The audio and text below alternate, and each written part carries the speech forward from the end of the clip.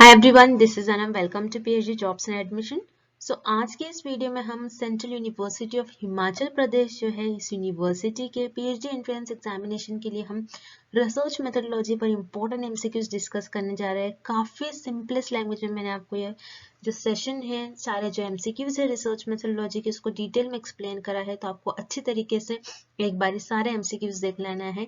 उसी के साथ साथ मैं आपको बता दूं, इस यूनिवर्सिटी के जो एप्लीकेशन फॉर्म है, ये 26 अक्टूबर यानी कल से ही आपके एप्लीकेशन फॉर्म आपको यूनिवर्सिटी की वेबसाइट पर आपको ऑफिशियली शो करा जाएगा। तो आप कल से ही आपको आपके एप्लीकेशन फॉर्म फिलअप करना है और आपके जो सेंट्रल यूनिवर्सिटी ऑफ हिमाचल प्रदेश यानी इस यूनिवर्सिटी का जो पीएचडी एंट्रेंस एग्जामिनेशन है, ये आपका है 20 नवंबर। ठीक है, यानी आपके पास 20 to 25 डेज अभी भी रिमेनिंग है प्रिपरेशंस के लिए। तो आपको जल्द से जल्द हमारा जो कोर्स है उसको परचेज करके आपकी स्टडी को आपको स्टार्ट करना है। तो देखते हैं हमारा जो कोर्स है उसके बारे में। तो जैसे कि आपको पता है, इस यूनिवर्सिटी में पीएचडी एंट्रेंस एग्जामिनेशन जो होता है आपका, ये रिसर्च मेथोडोलॉजी पर बेस्ड होता है। आपका पेपर 1 और सेक्शन ए जो होता है आपका रिसर्च मेथोडोलॉजी पर बेस्ड होता है, जिसमें आपको 50 एमसीक्यूज पूछा जाता है फॉर 50 मार्क्स। याद रखिएगा, नेगेटिव मार्किंग नहीं है। 50 एमसीक्यूज पूछा जाएगा आपको रिसर्च मेथोडोलॉजी पर, और एग्जामिनेशन को भी क्वालिफाई करने के लिए आपको मिनिमम 50 मार्क्स स्कोर करना ही है। तो मैं आपको बता दूं कि यहाँ पर हम आपको रिसर्च मेथोडोलॉजी पर कंप्लीट कोर्स आपको प्रॉपरली हम गाइड करते हैं। टाइम टू टाइम हम आपको इतना प्रिपेयर करवा देते हैं हमारे इस कोर्स में कि आप एटलीस्ट आप पासिंग मार्क्स तक मार्क्स स्कोर कर सको। ठीक है, तो यहाँ पर हमारे कोर्स में हम आपको पासिंग मार्क्स तक मार्क्स स्कोर करने की गारंटी देते हैं। तो आपको याद रखना है, हमारे कोर्स में हम आपको सारी चीजें प्रोवाइड करते हैं। वीडियो लेक्चर्स जो कि थ्योरी और एमसीक्यूज दोनों वीडियो लेक्चर्स होते हैं। देन मॉक टेस्ट हम आपको प्रोवाइड कर रहे हैं, नोट्स और रिवीजन पीडीएफ, और ये सारा जो कंटेंट है आपको बायलिंगुअल लैंग्वेज, हिंदी इंग्लिश दोनों लैंग्वेज में देखने मिलता है। तो जैसे कि मैंने आपको कहा, पासिंग की गारंटी यानी आपको एग्जामिनेशन में पास करने की गारंटी हमारी होती है। हमारी टीम जो होती है, एक जो एक्सपर्ट्स होते हैं, पीएचडी स्कॉलर्स है, वो आपको हमारे कोर्स को और जो कोर्स के थ्रू है आपकी प्रिपरेशंस करने में काफी मदद करेंगे, और आपको पासिंग मार्क्स तक आप पास हो जाओ, इतना आपको गारंटी यहाँ पर हम प्रोवाइड करते हैं। तो काफी कम फी है। कोर्स को परचेस करने के लिए स्क्रीन पर जो आपको नंबर नजर आ रहा है, उस पर व्हाट्सएप के थ्रू आपको कांटेक्ट करना है, या फिर आप हमारे ऐप के थ्रू भी स्टडी मटेरियल को एक्सेस कर सकते हो। ऐप का लोगो हमारा कुछ इस तरीके से दिखता है। इस ऐप के थ्रू ही आपको स्टडी मटेरियल को एक्सेस करना है। तो चलिए, आई होप कि आपको हमारा जो कोर्स है उसके बारे में आपको अच्छी तरीके से समझ में आ गया हो। तब भी आपको कोर्स से रिलेटेड जो भी डाउट्स है, आप हमें इस नंबर पर कांटेक्ट कर व्हाट्सएप पे आप हमें पूछ सकते हो। ज्यादा टाइम वेस्ट नहीं करते हुए आज के इस सेशन को हम स्टार्ट करते हैं। Let's begin with the MCQs. शून्य परिकल्पना का परीक्षण करने के लिए एक शोधकर्ता उपयोग नहीं करता है। To test null hypothesis a researcher does not use. इस प्रश्न में पूछा जा रहा है कि रिसर्चर यानी आपके शोधकर्ता है, वो शून्य परिकल्पना का परीक्षण कर रहे हैं, यानी नल हाइपोथेसिस को टेस्ट कर रहे हैं। नल हाइपोथेसिस को टेस्ट करने के लिए जो रिसर्चर है वो कौन सा टेस्ट का उपयोग करेंगे, कौन सा टेस्ट का यूज करेंगे, हमें ये पता करना है। जैसे कि आपको पता है, हम रिसर्च में हाइपोथेसिस ले डाउन करते हैं, यानी हम अपने अजम्पशंस और गेसेस के बेसिस पर एक हाइपोथेसिस, एक टेंटेटिव स्टेटमेंट ले डाउन करते हैं, जिसे हम हाइपोथेसिस कहते हैं। और उसमें आपकी जो नल हाइपोथेसिस होती है, नल हाइपोथेसिस बताती है कि जो चर है, आपके चरों के बीच में कोई संबंध नहीं है, यानी वेरिएबल्स के बीच में कोई भी रिलेशन नहीं है। There is no relationship between the variables. अब नल हाइपोथेसिस को रिसर्च अपनी रिसर्च में टेस्ट करते हैं, सिर्फ और सिर्फ नल हाइपोथेसिस को, यानी शून्य परिकल्पना का रिसर्चर परीक्षण करते हैं। अब शून्य परिकल्पना का जब रिसर्चर, आपके शोधकर्ता जो है, ये इसका टेस्ट करते हैं, इसका परीक्षण करते हैं, ये बताते हैं वेदर इट इज ट्रू और फॉल्स, यानी ये सत्य है या फिर असत्य है, ये हमें बताते हैं। अब जब नल हाइपोथेसिस को टेस्ट करा जाता है, तो इसके लिए जो शोधकर्ता है, ये डिफरेंट और अलग अलग प्रकार के परीक्षण का उपयोग कर नल हाइपोथेसिस को टेस्ट करते हैं। अब कौन कौन से वो टेस्ट होते हैं, तो याद रखना है, chi square test, T test and ANOVA test. यानी काय स्क्वायर परीक्षण, टी परीक्षण और एनोवा, इन तीनों भी परीक्षण का शोधकर्ता यूज करते हैं, उपयोग करते हैं शून्य परिकल्पना का परीक्षण करने के लिए। अब काय स्क्वायर टेस्ट क्या होता है, बहुत इंपॉर्टेंट है, आपको ध्यान से सुनना है। कई स्टूडेंट्स को पता ही नहीं होता कि काय स्क्वायर टेस्ट होता क्या है। काय स्क्वायर टेस्ट के 3 मेजर पॉइंट आपको याद रखना है। सो फर्स्ट पॉइंट होता है कार स्क्वायर टेस्ट यूज करा जाता है difference between observed value minus expected value. Okay, difference between यानी ऑब्जर्व वैल्यू का जो डिफरेंस होगा, यानी ऑब्जर्व वैल्यू आपकी जो आएगी और एक्सपेक्टेड वैल्यू जो आएगी आप उसका माइनस करोगे, यानी difference between observe and expected value. अब ऑब्जर्व और एक्सपेक्टेड वैल्यू क्या होती है? ऑब्जर्व वैल्यू क्या होगी कि आपको जो एक्चुअल मार्क, जैसे फॉर एग्जांपल के थ्रू हम समझते हैं। एक्सपेक्टेड वैल्यू, आपने एक पेपर देकर आ गया, पेपर 100 मार्क का आपका पेपर था, आपने एक्सपेक्ट कर लिया, आपने आपके करेक्शन देख लिया, आपने आपका आकर पेपर को एनालाइज करा और आपने ये देखा कि आपको हो सकता है 85 मिल सकते हैं मार्क्स आउट ऑफ 100। ओके, अब आपके जो ऑब्जर्व वैल्यू है, जो आपको एक्चुअल में रिजल्ट आने के बाद मिल रहा है आपको मार्क्स, वो मिल रहे हैं 80।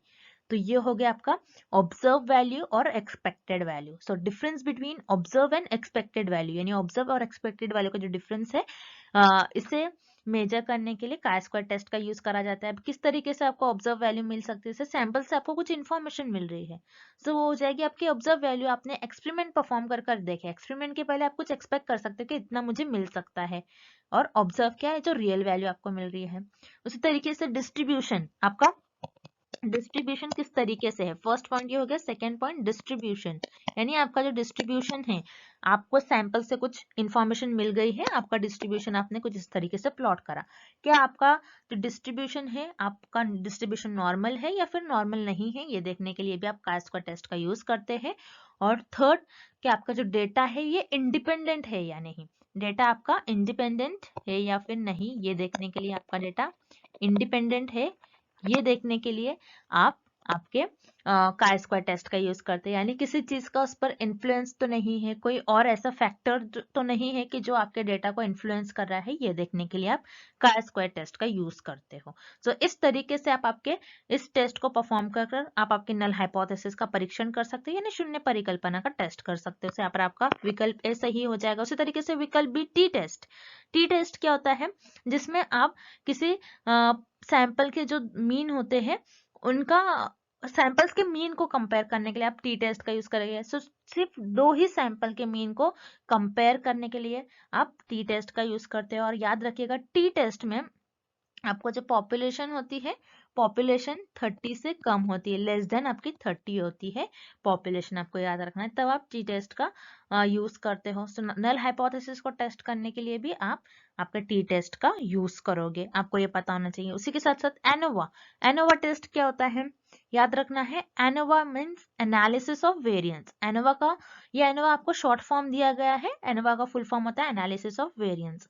यानी 2 से ज्यादा सैंपल्स के मीन को अगर कंपेयर करना है आपको, यानी 2 से ज्यादा, यानी 3 वेरिएबल्स हो सकते हैं, 4 सैंपल्स हो सकते हैं, उनके मीन को आपको कंपेयर करना है, तो उस टाइम पर आप एनोवा इस टेस्ट का यूज करोगे। So chi square test, T test और एनोवा टेस्ट, ये तीनों भी परीक्षण के हेल्प से, और इन तीनों भी परीक्षण का उपयोग कर शोधकर्ता शून्य परिकल्पना का परीक्षण करते हैं। अब फैक्टोरियल एनालिसिस आपके नल हाइपोथेसिस को टेस्ट करने के लिए यूज नहीं किया जाता है, मतलब क्रम गुणित विश्लेषण जो होता है, ये आपकी नल हाइपोथेसिस को टेस्ट करने के लिए यूज नहीं किया जाता है। तो ये होती क्या है बेसिकली? तो याद रख रहे, फैक्टोरियल एनालिसिस, जिसमें आप कुछ वेरिएबल्स को एनालिसिस करते हो। सो इसमें बहुत सारे वेरिएबल्स होते हैं, जैसे मान लीजिए for example A variable, B variable, C variable, D, E and F variable and G variable मान लीजिए। तो इतने सारे यहाँ पर वेरिएबल्स है, और ये कहूंगी मैं आपको कि ये जो वेरिएबल्स होते हैं, यहाँ पर बहुत सारे जो वेरिएबल्स होते हैं एक दूसरे से ये कनेक्टेड होते हैं, उनके बीच में कुछ ना कुछ रिलेशन होता है। अब फैक्टोरियल एनालिसिस में रिसर्चर जो अननेसेसरी है, जो उनको लग रहा है ऐसे वेरिएबल जो एक दूसरे से कम लिंक्ड है, उनमें इतना ज्यादा रिलेशन नहीं है, तो उनको एलिमिनेट करते हैं। अब मान लीजिए यहाँ पर बी और डी वेरिएबल एक दूसरे से ज्यादा रिलेटेड है, तो इन्हीं दो को रिसर्चर अपने रिसर्च में इनका उपयोग करेंगे और बाकी सबको एलिमिनेट कर देंगे। सो बेसिकली फैक्टोरियल एनालिसिस इसीलिए यूज करा जाता है कि डेटा को एनालाइज करे और जो ज्यादा डेटा है उसको कम करे, जो अननेसेसरी डेटा है, जो जिसका ज्यादा उपयोग नहीं हो सकता है, उसको कम कर दे। सो इसीलिए फैक्टोरियल एनालिसिस का यूज करा जाता है, और फैक्टोरियल एनालिसिस आपके नल हाइपोथेसिस को टेस्ट करने के लिए नहीं यूज करा जाता है। सो इस प्रश्न का आपका सही उत्तर हो जाएगा विकल्प डी, फैक्टोरियल एनालिसिस, क्रम गुणित विश्लेषण। अगला प्रश्न, निगमनात्मक सिद्धांत है। Deductive theory is one that. So इस प्रश्न में हमें निगमनात्मक सिद्धांत क्या होता है उससे हमको बताना है, उससे रिलेटेड हमें कुछ ऑप्शंस दिए गए, हमें बताना है कि कौन सा विकल्प सही होगा, यानी डिडक्टिव थ्योरी क्या होती है ये बताना है। हम डिडक्टिव थ्योरी में हम क्या करते हैं, उद्देश्य क्या होता है इसका, ये बताना है हमें इस प्रश्न में। सो याद रखिए, दो टाइप की थ्योरी होती है, या फिर दो टाइप की अप्रोच होती है, या फिर दो टाइप की रीजनिंग होती है। एक होती है इंडक्टिव और दूसरी होती है डिडक्टिव।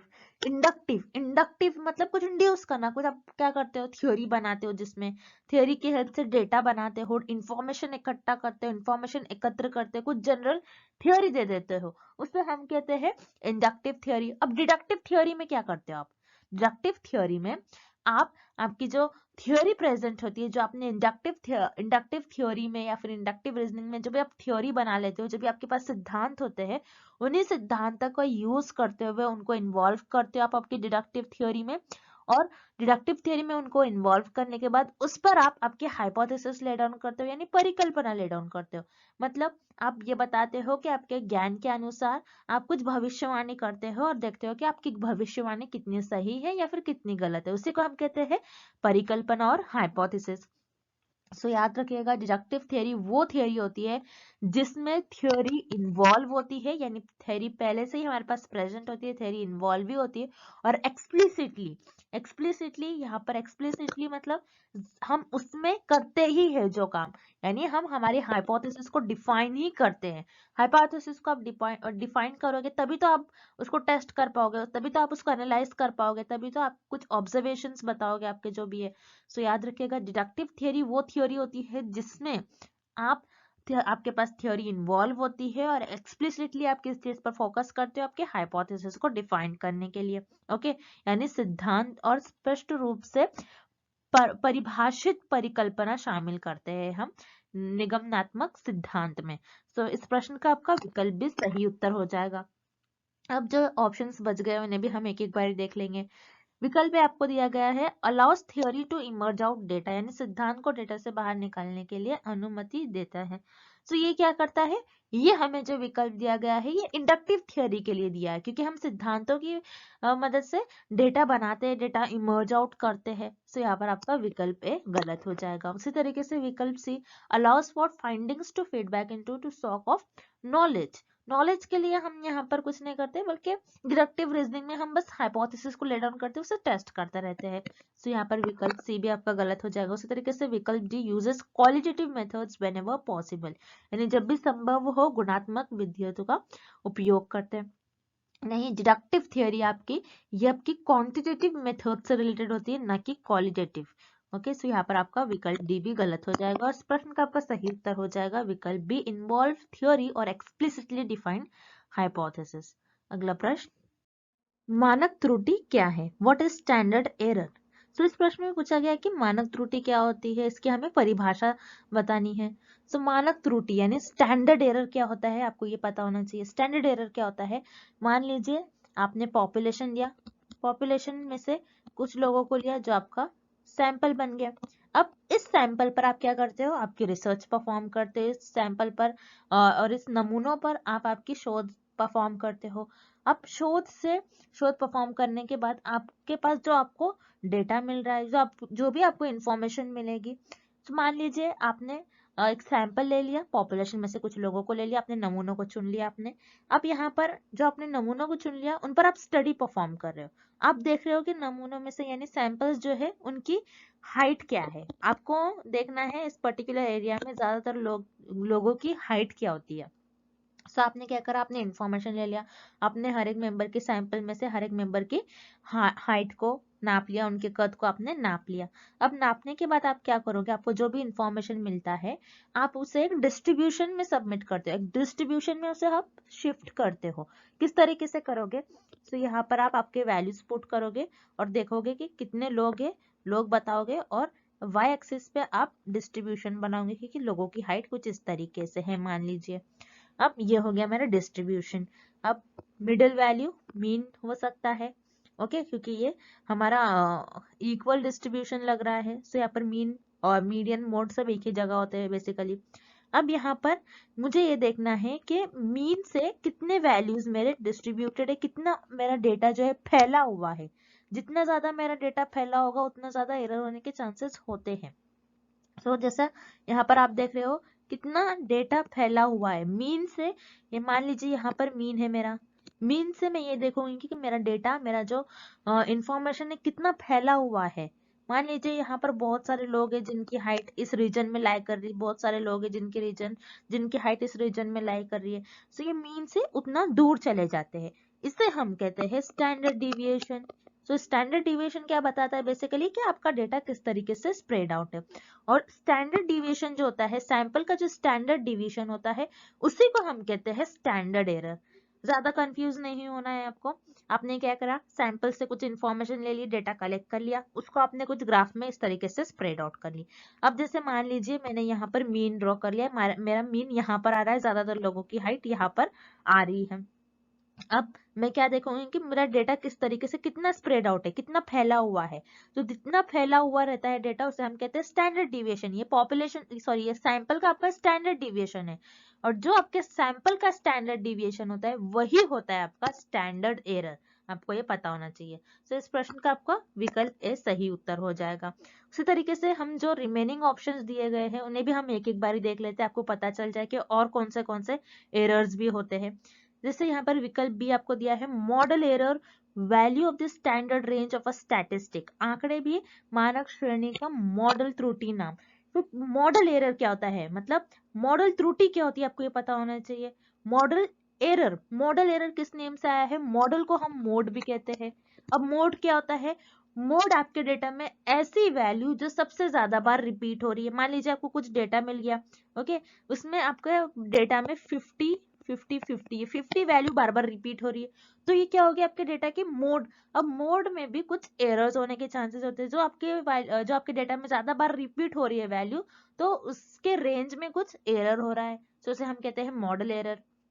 तो यहाँ पर हमें रेंज से रिलेटेड कुछ नहीं दिया गया है, मतलब मोड ऐसे ज्यादा वैल्यूज नहीं पूछी गई कि आपके डेटा में जो सबसे ज्यादा बार रिपीट हो रही है। तो यहाँ पर आपका विकल्प भी गलत हो जाएगा। उसी तरीके से विकल्प C, error in the calculation of standard deviation of a statistic, यानी आंकड़े के मानक विचलन की गणना में त्रुटि। आपने क्या करा, स्टैंडर्ड डिविएशन से आपको जो भी इंफॉर्मेशन मिल रही है, स्टैंडर्ड डिविएशन मतलब आपने कुछ इस तरीके से आपका डेटा स्प्रेड आउट कर लिया, उससे आप क्या कर रहे हो, उसकी वैल्यू को कैलकुलेट कर रहे हो और उससे आपको कुछ एरर हो गया, तो उसे हम क्या कहेंगे, errors in calculation of standard deviation. तो हमें स्टैंडर्ड डिविएशन के कैलकुलेशन से रिलेटेड कुछ प्रश्न नहीं दिया गया है, यहाँ पर आपका विकल्प सी गलत हो जाएगा। उसी तरीके से विकल्प D, standardize statistic to minimise error.